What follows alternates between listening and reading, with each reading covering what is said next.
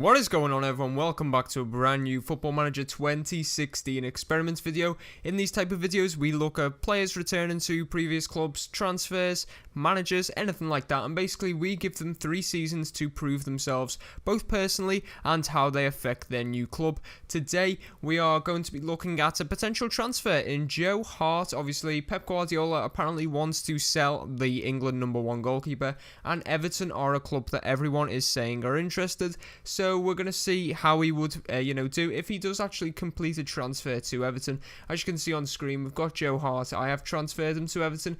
We're going to give him 3 seasons, as I said. We're going to jump 1 season ahead, though, and see how he does at his first season at Goodison Park. Before we do actually get into the video, though, be sure to drop a like, comment, and subscribe to the YouTube channel if you like this type of content.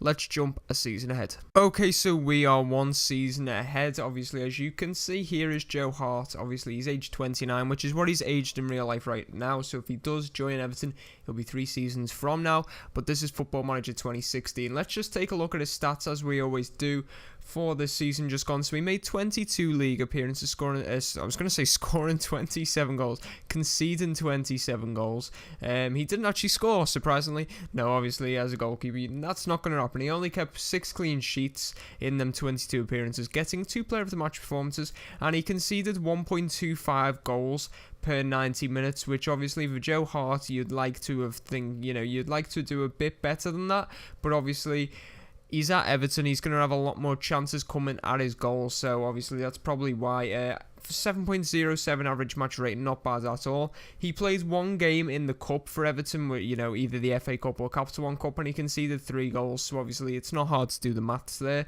3 goals per 90 minutes, 7.10 average match rating despite conceding 3 goals. And for England, he made 3 appearances, conceding 3 goals, and again, that's easy math. And he got a 7.57 average match rating for England. We'll take a look at injuries because he didn't actually play a great deal of football. So that's why he would have been out for a long proportion of the start of the season. He picked up an injury in July, which would have kept him out till November. So that's obviously why he didn't actually play every single league game. It was a 4-month injury, which is knee tendonitis. Nearly messed that up, which he received in training. And then he got a virus in February, which also kept him out, but that was only for 12 days. Let's just take a look at his contract. Has he signed a new deal at all? No, he has not. So he's still got 3 years left to run on his Everton contract, earning £160,000 per week. We're going to take a look at Everton themselves to see how Joe Hart influenced their season. So one thing I noticed, they didn't finish well. They got 2 draws and, am I reading that right? Yeah, 2 draws and 3 defeats in the final 5 games. They finished 9th in the Premier League. They were, actually there was quite a few teams around them. I was going to say they were quite comfortably in 9th, but West Ham in 8th, only 2 points above them. And West Brom level on points with them, actually, and then Southampton and Swansea only 4 points behind them, so it wasn't comfortable in 9th place. Everton just sneaking into the top half of the table there. Well, as for the cup, so it's pretty obvious now. Joe Hart only made the 1 appearance, and it would have been in the FA Cup because of that lengthy injury, you'd imagine. So anyway, and if it was, they got beat for 3 something by Watford. We're just going to take a look at that, actually. So it was the 3rd round. And we're taking a look for Everton. I'm trying to see where they are. Everton, come on, there they are. So yeah, Joe Hart conceded 3 goals in that game, so that is correct. They were knocked out in the 3rd round, as I've just mentioned, of the FA Cup by Watford. Arsenal went on to win that competition, and they were knocked out by the eventual winners of the Capital One Cup, Crystal Palace, in the quarterfinals. So a bit of a better run in that tournament, but not quite getting there. We'll just see who actually replaced Joe Hart as goalkeeper during his time on the sidelines. I'm imagining it's going to be Stecklenburg. Or is it? Actually, it's Joel Robles. I think that's his name. Yeah. Or no. He only made 1 league appearance. So it wasn't him. Who played in goal for Everton for all them games? Unless they've sold someone. Let's just take a look. So Lukaku. Actually, yeah, that's an experiment I have done. I'm not too sure who played in goal for Everton then during that time that obviously we can find out, because it was right at the start of the season, so it's like around here. Actually, it's not even giving us the team sheets. at all. It usually does. You can't actually see. We can see December, but that's the earliest we can see. But he was back for then. So I'm not actually too sure who replaced Joe Hart in goal for Everton, which is quite surprising. We'll just go back to Everton because I'm not too sure where I'm going there. We shall go there. We'll take a look at the Premier League in terms of Joe Hart, see how he ranked against his fellow goalkeepers. So we shall go. This might actually give us a bit of a better idea of who replaced him. What am I looking for? I'm looking for player detailed on, I think. Yeah, player detailed. That is the one. We're going down to, where are we going? Goalkeeping, clean sheets. So Joe Hart doesn't even make the, am I on clean sheets? Oh, no, it's conceded. Clean sheets, right. I was going to say, some of these guys, that wouldn't have made sense. So, Stecklenberg, yes, so why was he not okay? He's in the under-21s, that's why. So, I'm not too sure why that's happened, but Stecklenberg was Joe Hart's replacement throughout them games. And he did make it in. Actually, so did Joe Hart in terms of clean sheets, but obviously, there wasn't many between them. Only 10 clean sheets between the pair. So, you know, not great for, you know, for the guys. But we're just going to see team-wise, because we can see how many goals the team conceded. That gives us a bit of a better idea of how Everton's defensive setup. But actually, they didn't do too bad. 8th, you know, they finished 9th, so it's kind of a fair reflection. So, Joe Hart's first season at Everton, you know, it's been overshadowed by a lengthy injury, and obviously Everton not doing too well. We're going to jump one more season ahead and see how Joe Hart and Everton do during this transfer. Okay, so we have jumped one more season ahead, and as you can see, Joe Hart, the first thing that comes to my interest is he's got a broken foot, which is going to keep him out for 3 months. We'll come to that in just a moment. We'll take a look at his stats for this season. So, obviously, a lot more league appearances this time around, but 35 does suggest to me that he probably broke it right at the end of the season and did actually miss a few games through injury. So, as I said, 35 appearances, 38 goals conceded. 10 clean sheets for Joe Hart, along with, what would that work out at then? So 1.1 goals per game, you know, against him, conceded, whatever you want to say. 7.03 average match rating, so obviously keeping it around that consistent 7 level, which is what you want from a goalkeeper. You know, you'd like to see a few 8s and 9s in there, but I'm quite sure that probably happens. He probably has a few games which were like a 5s, which obviously does balance it out. In the Cup, he made 4 appearances, conceding 5 goals. He kept 1 clean sheet, and that's a 1.15 goals per 90 minutes against him, and a 6.43 average match rating, so a little below average for me. I think 6.5 is probably about average, maybe 6.6. I can't actually remember what you start the game at, so obviously he'll be a bit disappointed with that. As for England, he made 3 appearances, 1 conceded, 2 clean sheets. I'm not too sure if he's actually England's #1 goalkeeper. Should we take a look at that? That will probably be something of interest. So Joe Hart is there, but has he been the #1 keeper throughout this time? So he started that friendly. They've actually only had 1 friendly all season, you know, all calendar year, and then we can't go back as far as that. So we're not too sure if Joe Hart is still the #1 keeper. You'd imagine so, but we'll see, you know, when he returns from injury, I guess. We'll go to his injuries anyway. So yeah, he received a broken foot right at the end. Actually, that's quite an odd one, right? He received a broken foot at the end of at the beginning of May. So obviously that's why he missed 3 Premier League games. 5 weeks, but if I go back here, 3 months. That's not 5 weeks. You know, it's not hard to do that maths. That is not correct. So I don't know if he's had a setback, or I'm not too sure. Maybe he's had an operation on it. Maybe that could be why he's, you know, receiving specialist treatment. Maybe that could be the reason, because it was only a 5-week injury, but now he's out for 3 months.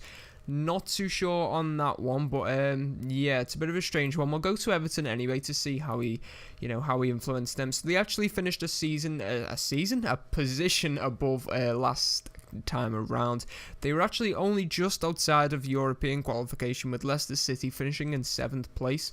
They were only a point behind Leicester City, with actually a better goal difference. They actually lost less games than Leicester, so, you know, you could argue that they were quite unlucky to actually miss out on European football, but obviously you look, Leicester drew the least amount of games in the entire league, so they either won or lost, and that's probably why they did actually propel themselves into them European places, unlike Everton. As for the cup competition, so they were knocked out in the 4th round of the FA Cup by Swansea City. Liverpool actually having quite a good campaign here. Liverpool finishing 3rd in the league and winning the FA Cup as well as the Capital One Cup. As for Everton, they were knocked out in the quarter-finals by Chelsea. We'll just take a look at the score in them 2 games. So the 4th round, just remember that, 4th round. Don't really want to forget it and then be looking for them. We're looking for Everton. Okay, so it was actually a replay. How would that work out? So the replay was, so the first leg was, well, not the first leg, the first match was at Everton. Obviously a draw. Can't really see that result, and then obviously they went away to Swansea, and Swansea getting the goal through Jordan Rhodes, knocking Everton out in that competition. Capital One Cup, we're going to look for the quarter-finals. So it was actually on penalties that they went out. I can't actually view that. To Chelsea at Stamford Bridge. So, at Stamford Bridge, to actually take Chelsea to penalties, you can't really complain with that. One other thing, we'll do what we done last season, see how Joe Hart ranks amongst his fellow goalkeepers, see if he has any bragging rights over any of them. So clean sheets, he was actually 6th in terms of clean sheets, and there's some pretty decent goalkeepers ahead of him. You're looking at Steve Mandanda, obviously a well-experienced keeper, who actually, interestingly, has a worse conceded per 90 minutes ratio. A lot of the goalkeepers do actually. I thought they were better than what Joe Hart has. I thought that was actually quite bad, but it turns out to be quite alright. Petr better.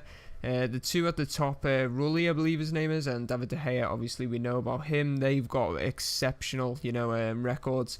But Thibaut Courtois even has a worse record than Joe Hart this time round. But Hart, as I said, actually finishing up in 6th place. We'll take a look at the team goals to see how Everton compare against the other teams. So Everton were 5th, so obviously, they maybe didn't score enough goals. They conceded 43 goals across the campaign. Just out of interest, we'll see how many goals they scored. So the goals scored let them down in 10th place, only getting 50 goals. I can't actually remember how many I said for conceded. So 43. So they only had a +7 goal difference, which obviously is not good enough if you're trying to push into them European places. You can actually see the drop in quality, 43, 30, 33, 26, 23, and then down to 15, 6 and 7. So obviously Everton needed to score more goals to match, Joe Hart's ability in goal. But for me, looking at that, Joe Hart has actually had quite a decent season. He's the reason why Everton are probably a bit higher up in the league, and he's preventing goals. To be fair, he's got quite a good ratio for goals conceded per 90 minutes of football. So obviously he's doing alright, but Everton probably need to step their game up just a bit. We're going to jump one more season to see how Joe Hart ends his career at Everton. Okay, so we have completed, Joe Hart's 3 seasons at Everton, and I've already, as I was trying to find Joe Hart, I've already seen how they've done this season. It was quite a shock. Basically, we'll take a look at Everton first. So, as you can see, he conceded a lot more goals in fewer games than last season. He made 32 appearances in the league, conceding 50 goals, which is 1.57 goals per 90 minutes, which isn't really great. He only kept 3 clean sheets as well. He actually picked up a yellow card. Maybe it was for time wasting, maybe it was for bringing someone down for a penalty, and a 6.71 average match rating. So obviously a huge drop off there compared to previous seasons. In the cup, he played 4 times. Obviously all starts. It's goalkeeper. If you play, you're pretty much starting. We don't have to go over all that like the other positions. He conceded 6 goals, which gives him a 1.38 goals conceded per 90 minutes and a 7.20 average match rating. So obviously much more realistic for what Joe Hart has been performing at over the previous 2 years at Everton. International level, 4 games, 4 goals conceded. Don't have to do the math on that one. A 7.22. So again, his average match rating there is much more realistic of how he has been playing. Go to Joe Hart's injuries to take a look at that. Where did we leave him off? So a broken foot. So he got a dead leg around Christmas time, which kept him out for 4 days. He got that in a match, and then he got a sprained wrist, which kept him out for 11 days. That was in training. That was in April, so not too bad on the injury front this season. We'll go. We checked everything. I just want to see his contract actually. So he's actually had a contract extension. When was that? So it was actually last season. So actually actually missed that, but he's still got another 3 years to roll on his contract, and I'm not too sure if that's actually a wage increase. I can't remember what it used to be. I think it may have actually stayed exactly the same, £160,000 per week. We're going to take a look at Everton and be prepared for a shock right now, because they did not do great, as you can see. In the league, they finished 14th, so they were actually only 5 points clear of relegation, so you know, they're going to be really disappointed with that. Having said that, though, they weren't actually in the relegation zone at any point during the campaign, I don't think, anyway. You know, they were always around that mark, but obviously negative 14 goal difference is not what you want to see. We'll take a look at that in just a bit more detail in a moment. They were knocked out in the 4th round of the FA Cup by Burnley. Tottenham went on to win that, and they were knocked out in the quarterfinals of the Capital One Cup, disappointingly, to Fulham. I don't believe Fulham are in the Premier League in this save. No, they're not, so you know, they would have lost to a team in a lower division. Manchester United actually go on to win that tournament. So 4th round and quarterfinal. We'll take a look at the scorelines in them games. So 4th round, Everton, they lost 2-0 away to Burnley. And Capital One Cup quarterfinal, where is it? Fulham, they lost after extra time. We can't actually view that. They lost after extra time at Craven Cottage, I believe it's called. We'll take a look again. I don't think Joe Hart's going to have done very well this season. That's just a wild guess, but you can kind of tell. Clean sheets, so he only made 3, did he, I think, or maybe 4, but he's not actually even on the list, because yeah, you're not going to really make that list, to be fair. He was up here last time round. Loris Karius actually moved to West Ham, interestingly, but yeah, he was up here last time round. He's nowhere near that this time.